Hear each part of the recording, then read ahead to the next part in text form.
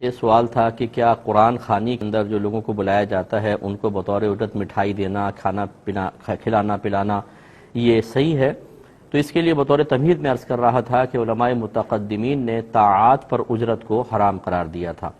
اور وہ دور ایسا تھا کہ لوگ اپنے دیگر مسائل میں مشغول ہوتے تھے، یعنی کسب معاش کے لیے، اور ساتھ ساتھ نیک عمل بھی کرتے تھے، اس کی کوئی اجرت نہیں لیتے تھے۔ لیکن پھر تغیر زمانہ ہوا، اور اس زمانے میں یہ بھی میں آپ کو وضاحت کر دوں کہ جو خلفاء ہوتے تھے، بادشاہ وغیرہ ہوتے تھے، وہ ایسے دینی کام کرنے والوں کے لیے شاہی خزانے سے وظائف دیتے تھے، تو وہ بالکل قصب معاش سے بے نیاز تھے اور دین کا کام کرتے تھے۔ پھر یہ وظائف کا سلسلہ منقطع ہوا تو لازم بات ہے کہ علماء کو اور دیگر لوگوں کو اپنے کام بھی کرنے ہوتے تھے، تو پھر علماء متاخرین نے مقام ضرورت پر طاعت پر اجرت لینے کو جائز قرار دیا۔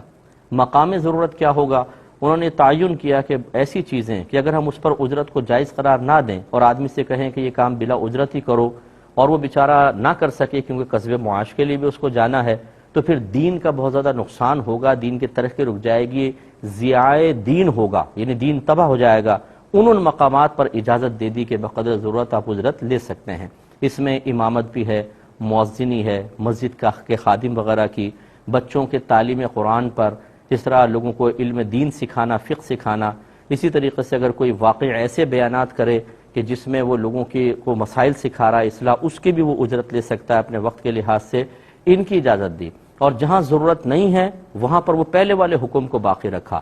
تو اب اگر جو کوئی تلاوت قرآن جو ہے یہ کوئی ضروریات دین میں نہیں آتی، اگر آپ اپنے مردوں کے لیے کہ ایصال ثواب کے لیے بالکل کوئی قرآن وغیرہ نہ پڑھوائیں، تب بھی کوئی دین کا تو حرج نہیں ہے۔ اس لیے یاد رکھیں کہ تعلیم اس پہ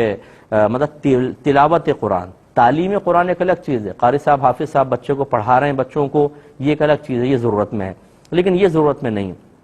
تو لہٰذا اس میں اجرت کو منع کیا گیا ہے۔ اچھا، اب قرآن خوانی کے لیے لوگ گھر پر آئے، اجرت کیسے بنے گی؟ کہ جب پہلے سے طے کر لی جائے کہ بھئی ہم آ رہے ہیں قرآن خوانی کے لیے، اتنے اتنے پیسے لیں گے، یہ مٹھائیاں ہوں گی، یہ کھانا پینا ہوگا، یہ تو صراحتاً طے کر لیا گیا۔ اس قرآن پڑھانا یہ ناجائز بھی ہے اور اس پر کوئی ثواب مرتب نہیں ہوگا۔